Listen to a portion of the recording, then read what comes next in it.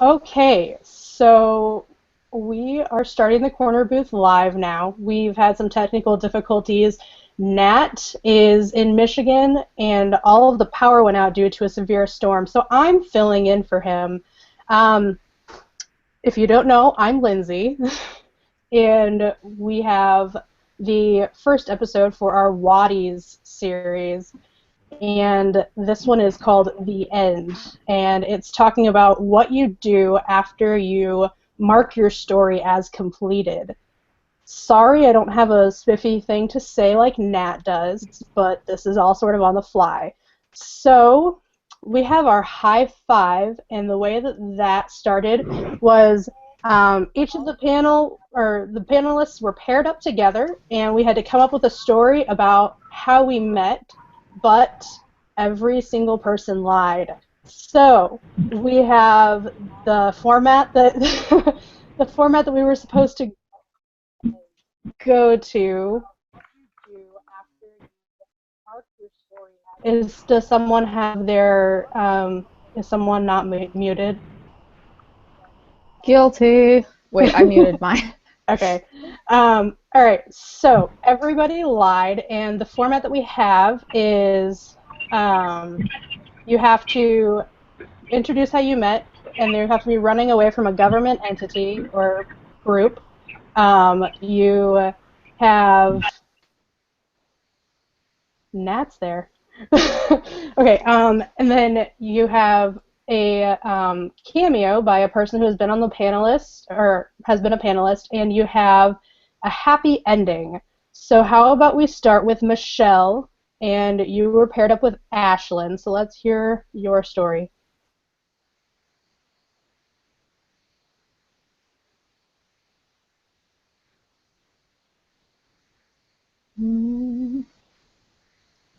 Michelle, are you ready? You're muted. Lindsay, I am hearing major echo here. I hear like two of you.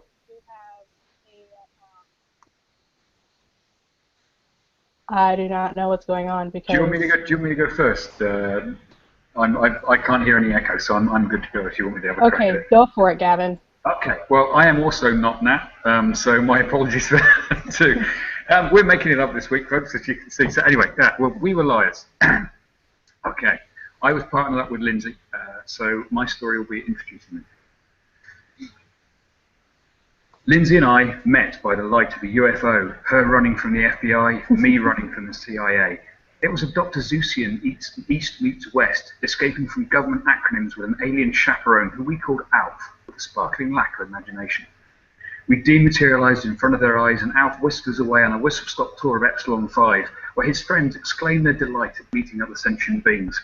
We danced along methane shores lined with mercurial sand, partied under the red light of their star, and drank foaming tankards of intelligent ale. But all good things must end, and we followed the crackling hubbub of humanity back through space and time. Alf dropped us on the shores of California, where we met a woman who talked of mermaids and the vampires who loved them. And we drank coffee by the light of a yellow sun, free, happy, and at peace. Yeah. I feel like I should applaud. That's really good. 6 sentences of Gav. What's There you go. funny is that we actually included the same person. Well, why not? Okay, Ashlyn, do you want to go? Yeah, sure. Okay, mine is not quite in the real world, but it's not quite in another world, so I don't... Anyway, you'll just see. Okay, so mine it was with Michelle. We met in the shadow of New Orleans, summer 2015, 6 months after the CIA had begun tracking me down. For a living, we both traded words, and we became friends because we believed that even the simplest sentence had the power to save a life. Sometimes we filled notebooks with strange thoughts over coffee, to which she would bring an artist, friend, or another wordsmith. C-Funk 3 seemed to appear the most frequently. Following my arrest, Michelle and C-Funk 3 came to the trial. The world called our words libel and our ideas revolutionary. But in the end, we were freed because it was as we had suspected all along. Writing had the power to bring attention to the chains of injustice and also the power to break them. Wow. Awesome. That was great. Nicely done. Thank you. All right, Michelle, you want to go? Yes. Okay, mine was with Ashlyn. Here we go. Ashlyn and I met while touring the infamous Magnolias Plantation in Louisiana. Our friendship blossomed into a sisterhood, but also a business partnership.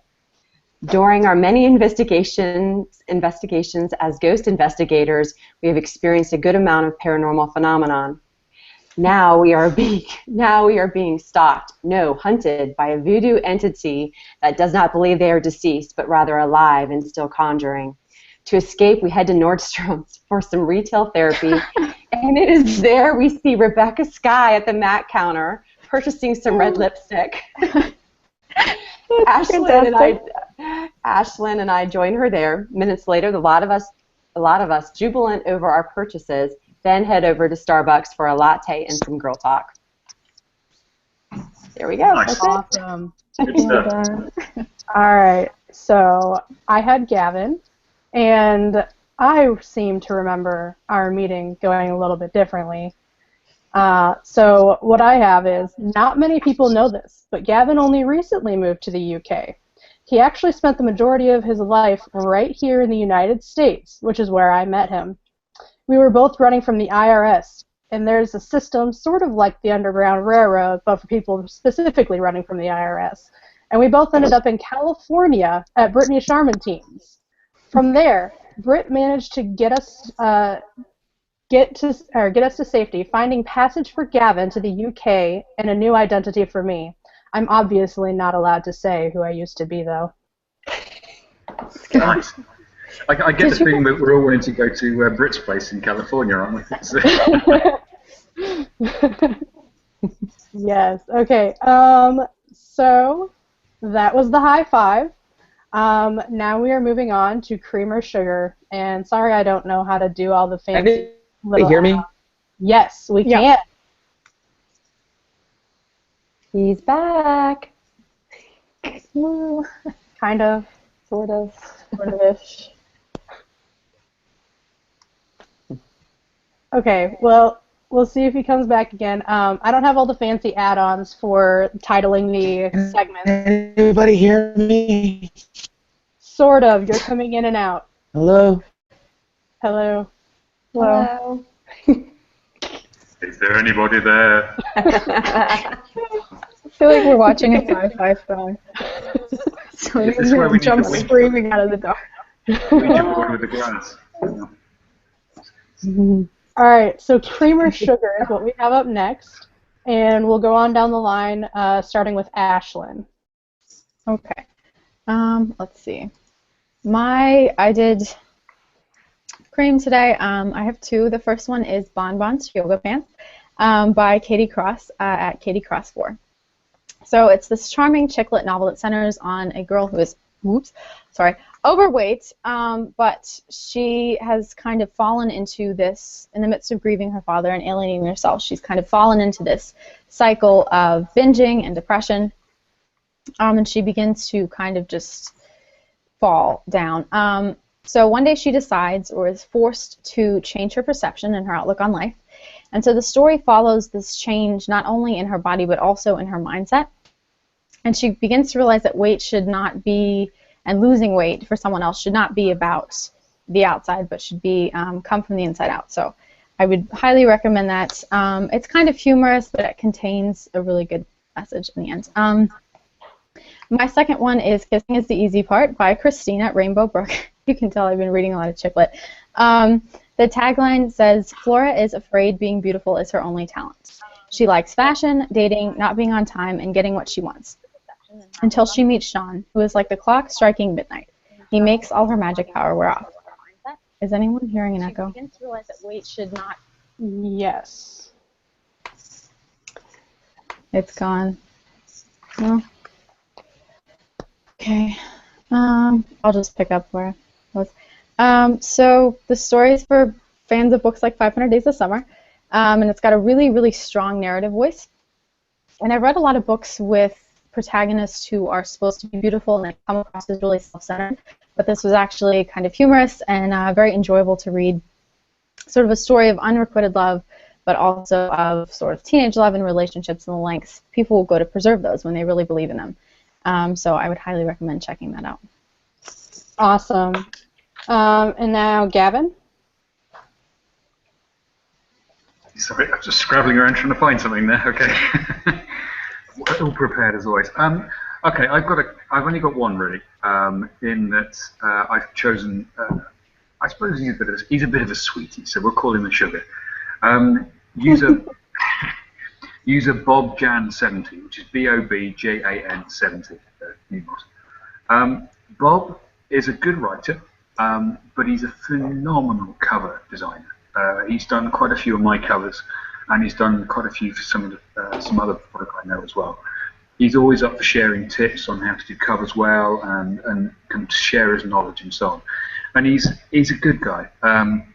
But what I like about him, he's not afraid to tackle stuff. And if you look at his profile, he's done this phenomenal piece of artistic work on there. And you've got this dragon kind of on one side, and this mage or magician stood on top of a mountain on the other side. It's kind of multicolored lightning crackling out of his fingertips. And he writes well as well. And this is what I like about him, is that he's not afraid to tackle stuff. And to me, he kind of embodies the whole Wattpad thing, where you start from just a little profile with no one knowing you, and you just kind of start getting to know people, and you talk to people and say, oh, do you want a cover done for your story? And he's like, yeah, okay. So he did me a fantastic cover for several of my works, and in turn, he said, oh, would you mind just giving this a bit of a beta read and giving me a hand? It's like, yeah, sure, of course I can.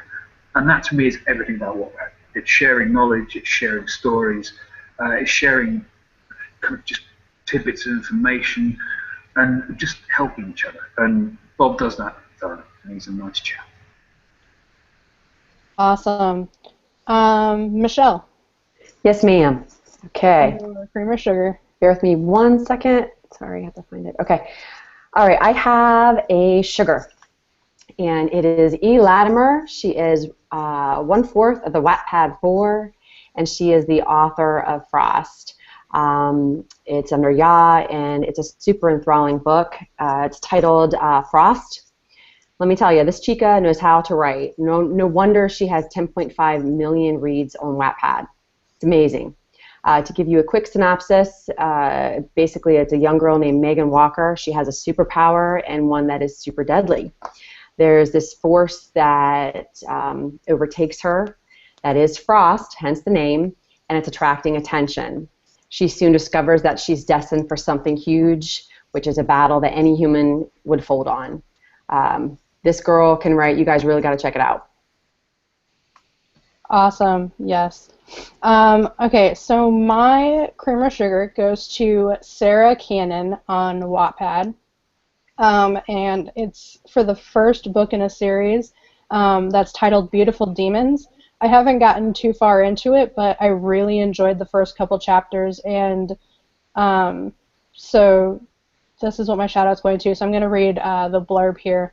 And it's, Harper Madison isn't like other girls. She has extraordinary powers, but her inability to control them has gotten her kicked out from so many foster homes she's lost count. Shadowford Home for Girls is her last chance, and she hopes Peachville High will be the fresh start she needs. At first, life appears to be looking up for Harper. She's making new friends and is strangely drawn to the boy next door. But when evidence ties her to the gruesome murder of a demon's cheerleader, Harper discovers this small town has a big secret. So like I said, I've only read the first couple of chapters, but I really enjoyed it so far, so that's who my shout-out is going to. Okay, so we're going to move on to the entree. And the first question that we have is, so you finished a story on Wattpad. Congrats. Now what? How do you celebrate your accomplishment? How do you reward readers who have stuck with you to the end? Let's say your story ends tragically or with something predictable. How would you deal with the backlash? And we'll go with the same order, starting with Ashlyn. All right. So I decided to focus on the last part of the question, how do you deal with backlash? For me, right after I finish a novel, my perspective is very limited. It's up close and personal to the project I've been working on. Everything, I kind of see it through these like rose-colored glasses. So it's imperative that I ignore criticism, even constructive criticism, for that like brief window of time right after I finish a book. Because if I'm so close to the novel and finishing the process, if I'm trying to take criticism and to see that for what it really is, sometimes my brain will distort that, will turn it negative, and I'll get something ill-intentioned out of something that was meant to help. And it kind of makes my love of the story sort of harder to overcome when I edit the book. So I take about 2 weeks to a month before I even kind of think of the idea of backlash, entertain constructive criticism, and at that point I'm able to approach the project with sort of like a scab, I guess, over the wound that the novel's created, and I kind of get a new vantage point on what people are trying to say and kind of their feedback and how they're trying to help me, and then use that as I approach the editing process. So. That's awesome. Let's go, Gavin. What do you have? Okay, well, I suppose I'm a little bit different in that I tend to write mainly short stories anyway, so there's always a new project, there's always 3, 4, 5, 10 kind of on the go at once, so I've got a bit of a butterfly brain, I think, and it just tends to flit around from various projects, but I did actually get pinned down recently to do a sort of novella for a friend of mine who's doing some work with some Texan schools, and he actually pinned me down and said, right, you are going to do this, and you are going to write me an 8-chapter story. So that was an interesting experience for me because I'd not done that much longer stuff before. But I suppose when I finished, yeah, celebrate, have a beer, which is, if I write a lot of short stories, then that's a lot of beer, so that's always good. But to celebrate, I guess I dedicate a few chapters to people who've influenced me, or perhaps given me some great critique or whatever. The ones who stuck with me to the end, normally with short stories, that's not too hard because some of my stuff's only about 6 words long anyway. But I don't know. I like talking to people, and if people can give me a bit of feedback, I'll always have a chat with them. As far as backlash goes, I'm not sure I've ever really had any, because I think most of the people who read my stuff know that I'm weird anyway. So I don't think there's ever any expectation that they're all going to live happily ever after, because they know that 2 of them might, but the other 2 are going to get stabbed by porcupines. So they just don't know what's coming, and that's perhaps part of the fun of it. But yeah, I don't know. Like I said, but it never stops for me. I mean, if someone reads a short story and leaves a bit of critique, and it's 2 years after I've finished it, then okay, I spelled something wrong. That's great. I'll change the spelling and I'll make sure it's correct. And I don't mind people doing that. You know, I'd rather they pointed out spelling error than didn't. I'm not particularly precious about what I write. As I said, mainly because it's just odd. As far as what happens next, that's the joy of short stories. You finish one, you do another one. And if I've got one in my head, I'll write it. If I haven't, I won't. And if I haven't, then I'll go and read something for a bit. And I think that's the joy of Wattpad, is that if you're stuck on writing, go and read something. There's plenty there to read. Yes. Okay. That's good answer right there. Let's move on. Sorry. Michelle, what do you have? Let me just say amen to that, Gavin. All right, let me find mine. All right. Okay, first question. What do I do? All right. I generally celebrate with a nice glass of sangria and relax. It's quite a liberating and surreal feeling when you finish your project, something so personal to you, and you put so much effort into it. So I reward myself with a very big glass of sangria. That's what I do. Writing is easy, but writing well is very challenging. I do reward my readers by always expressing my gratitude, never forgetting that my story would have gone unread if it were not for them. So I appreciate them, truly. Pertaining to the last 2 questions, I don't think I've had backlash, but if I did, I think I would deal with it with as much grace as I possibly can. This is fiction, though, so anything is possible in a storyline. Not every story is going to have the happy ending where the girl gets her prince and everyone strolls underneath a rainbow of Skittles. I mean, look at Nicholas Sparks. He kills off people all the time in his novels. I don't hate him. I just weep like a small child. So it's fiction, people. Relax. Enjoy. Yes, that is very true. Okay, so my response that I have, um, I don't think that I've ever really celebrated finishing a story, which is slightly weird considering I'd never actually finished a story until joining Wattpad. But I just start another. So a lot of times I don't even really give myself a break. I dive into the next because I either have a sequel already lined up or I have another story idea that I'd like to feel out. So I've started to force myself to give myself more of a break in between now, especially since I have multiple stories going on at the same time. When I do that, though, I let my readers know that there will be a sequel or if there won't be, and I've started creating a book where the sequel will go. It will be unnamed and it won't have a cover, but it will say on the front, it'll be like a blank, like black background that'll say sequel to, and then whatever it is a sequel to.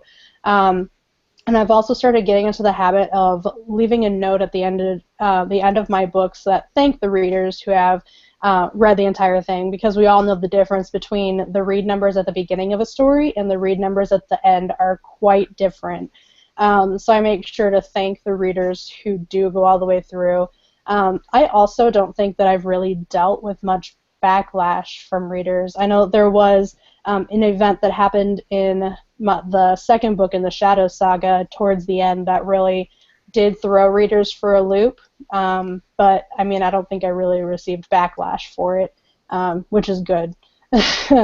So that's what I have for that. And so now we'll move on to question number 2, which is, now that you're done, what do you do next? Pour yourself into a new project, enter contests with your completed work, immediately start revisions. What do you do? Elaborate on that. Michelle, we'll start with you. Yes, ma'am. Okay, what I've done in the past is I take a brief break, but not allowing too much time to linger in between.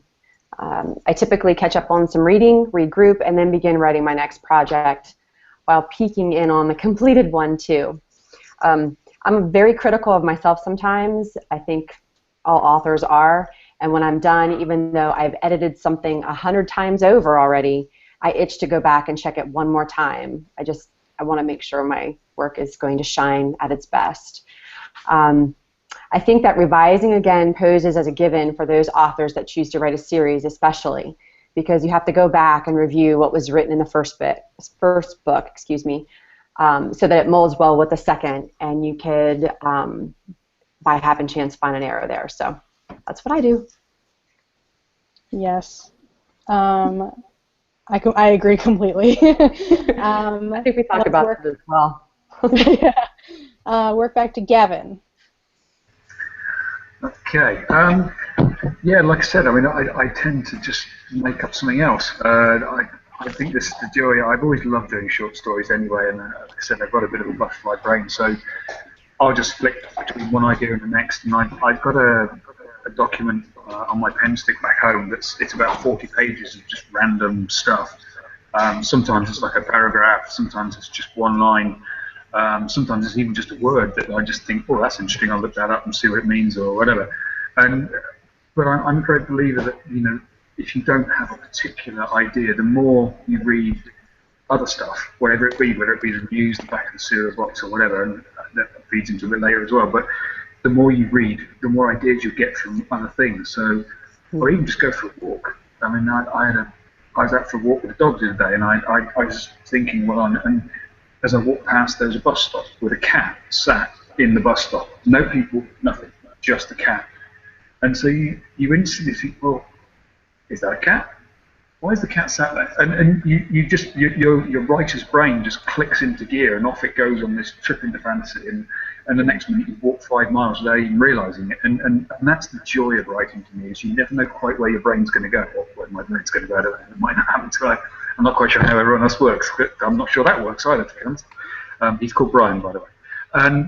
yeah, I don't know. It's just fun. You get one thing done, straight into the next, and just start thinking and just questioning stuff. And yeah, it's all part of the entertainment. I love it. Yes. Well said. Yeah. So great example too. And with my verbal off, don't mind me. I like a good tangent. You're so right, though, Gavin, because I came up with how deep the roots go when I was on a walk. Oh, I'm walking. Appreciate where you're coming from. If you want to get ideas for a story, borrow a dog. Honestly, they're just Or they're a cat. fantastic. Take a cat for a walk. Or a cat, yeah. Although they're not quite so easy to lead around in the lead, but they Yeah, tend to yeah. kind of deploy and stuff. But yeah, the dogs are great for just wandering around thinking and stuff. They're fantastic. Yeah. Ashlyn, what do you have? okay. Let's see. I'm a little bit OCD about finishing things, so I actually have developed like a schedule over the past 2 years of what I do after I finish a novel. I usually take a week of break to kind of give my brain a little bit of time to kind of just rest and kind of get out of the sort of mode that I put it in of like frantically trying to type and think and process things. And then I work on about like 1 to 3 short stories just to kind of kick back into writing mode in a little easier way, a little shorter of a format. And then kind of depending on where I am with the novel I've just written, I will start revisions or I'll sort of try to cultivate ideas for a new novel.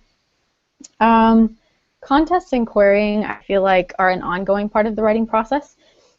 I do look for opportunities to get my work out there, but I haven't had a whole lot of success so far, so my sort of, I accepted the Watties, which was fantastic, but I sort of kind of look at it as it's sort of another step in your process. If you're not winning contests, if you feel compelled to be a writer, eventually, someday, there's going to be an opportunity. So I just kind of try to keep that in mind and move forward with my work and hopefully, look for more opportunities. I completely agree. Okay. So let's see here. Moving things around. So I've sort of tried both ways or multiple ways, I guess. I've entered my work into a contest right when it was finished, but I later realized that it wasn't really a good idea for me as it was the first work that I'd ever written and completed, and when I looked over it again, I realized that it really wasn't all that great. It was good, but my writing had grown from the beginning to the end of it since it was the first work. And so I kind of decided that I needed to set that onto the back burner a little bit until I went over editing it again. But I was already started in the second one, so I was editing had to be put off until I was done with that.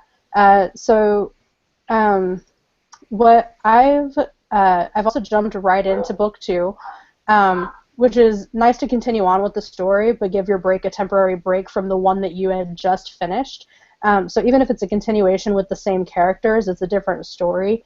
And if you need to, I would say write something else and go back for revisions later when you can look at the story with fresh eyes, because it doesn't really help to just finish it and then go right back into revisions because all of that is still fresh in your head. So sometimes giving yourself a little bit of a break from that can really help with going back to do the revisions. Or just give yourself a break from writing completely and go check out some stories on Wattpad or read one of those paper-bound books that you can actually go into a bookstore and get and hold. Because I know myself, when I'm writing, I don't really have much time to read because I'm focusing my time on the writing part.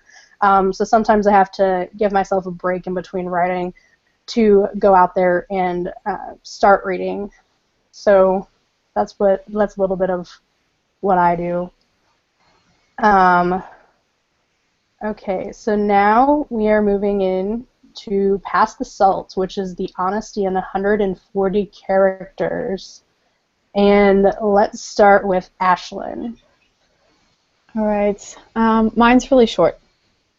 It is wait for the story that demands to be told. Like it. Yeah. I like it. Gavin.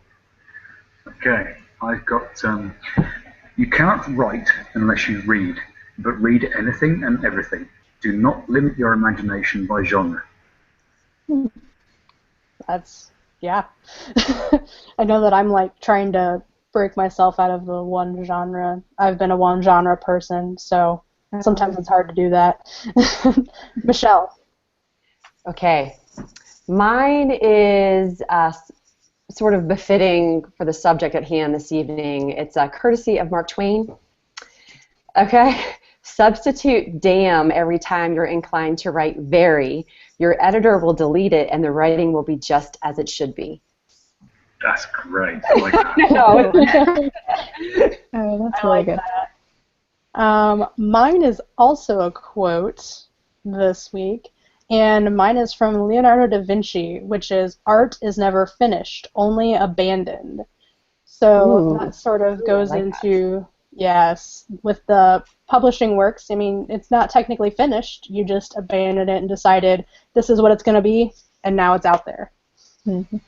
That's a good point. You do have to know when to let go and actually say, right, that's done for now, and do something else. Because otherwise you just, and you hear stories of people who've been writing the same book for like 30 years, and I'm not sure I could do that. I don't think I could either. I can barely manage 30 minutes, quite frankly.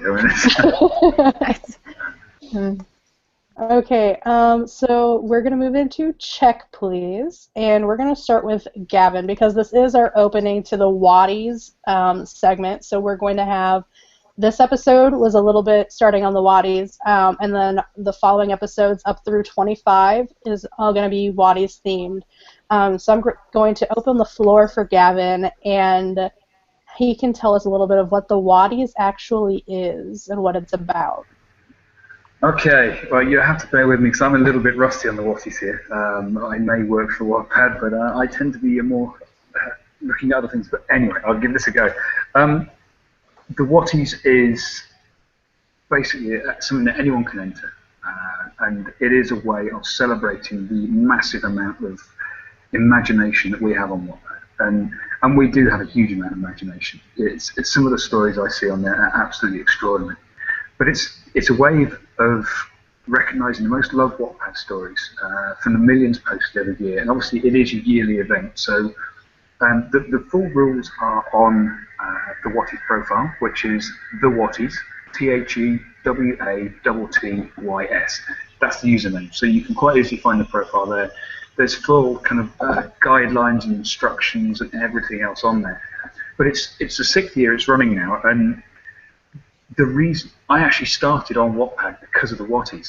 I entered in 2010 when I was, a beginning writer, and the rules were slightly different back then. And I actually had 6 stories in the final, which I'd never quite believed. But there's actually a slightly different category for short stories now, so we can't do that again. But it's a great way of getting your stuff out there. So I would encourage everyone to have a crack at it. You never know. And past winners we've seen, like Brittany Charlton with Mermaids and the Vampires I Love Them. We've seen all sorts of different stories that have actually just kind of, people said, wow, that's fantastic, look at that. And if they hadn't entered the Watties, then we probably would never have seen them. So go and have a look. If you've got any questions, just come and find me. I'm the orangutan. Come and ask, and I'll do my best to help. But I would say just go to the Watties page, have a look at it, have a crack at it. It's for everyone. It is not for, everyone says, oh, it's for the high tier writers. No, it's not. There are different awards for beginners, intermediates, experienced writers, people who write fantasy, romance, whatever. Go and have a go at it, seriously. And this year it is bigger than ever. So there's more awards, there's more recognition for it. Have a go. And it is cool, honestly. You won't regret it. Yeah, if you have a story and 3 chapters have been posted in 2015, you're eligible to enter. So if you're thinking about it, don't think, just enter it, because you never know what can happen. Go for it. Add in that extra prologue at the start, add in an epilogue at the end, add in a kind of an extra chapter in the middle with that fight scene you cut, whatever. Just get it in there, get entered. And it is a great thing to do, seriously. And they've opened it to all sorts of different languages this year, so if you parlay a bit of the old French, sorry for that, my French is pants, but if you do any other language, just get another go as well, and it is open to the entire world. That's the whole point of it. It's open to the entire Wattpad user base. Yes. Thank you for talking about that, Gavin. And the last bit that I have here is, After this episode, I'm going to jump on in to the corner booth profile. I'm going to look over everything for contest number 2 because that is going to entering for that is going to happen tonight. And remember, the way to be entered into that contest is to have somebody else enter you into it. So you are going to nominate someone. All of the information will be in that post, so be looking for that within a couple hours after this. And I got a text from Nat. So we have a mug winner from Taboo Ferret, I believe. I'm just as bad at pronouncing names as he is. So if that's you out there, give Nat a message on Wattpad because you won the mug for this past week. And the way to enter to win a mug this coming week is tell us about who you're going to nominate for the TCB writing contest. So in the comment section after here, please don't do it in the chat beside YouTube because I do not know how to do all this, so I can't get into that right now. But in the comment section, via Twitter, you can even drop it in the contest page when we're done here, and just, if you are doing it to enter it in, just put the hashtag TCBWatt at the end of your entry for that. And if you do that this week, then you will be entered in to win the Wattpad mug, and we will collect your names, and we will pick the winner this next broadcast coming up. So that's all I have for this. So we will be back here again next week, hopefully minus all the technical difficulties, and Nat will be back leading the show because he knows what he's doing. I have absolutely no clue. You did a good job. You did a grand job. You worried too much. Thank you. So he will be back. He'll have all those spiffy little things to add on at the bottom to tell us what segment we're in. He'll have a nice little intro to give to you with a fun little anecdote or whatever. So that's all I have. That's all we have for the show tonight. We're finishing 10 minutes early, it looks like. But yeah, so panel, if you could say goodnight. Good night. Bye. Good night. Oh, and for those of Bye, you who haven't everyone. seen it, that's Wattpad back there. Yes, There you he's broadcasting from Wattpad, and that is headquarters. That's so cool. All right, go. well, good night. Bye, guys. Good night, Catch you later. everybody. Good night.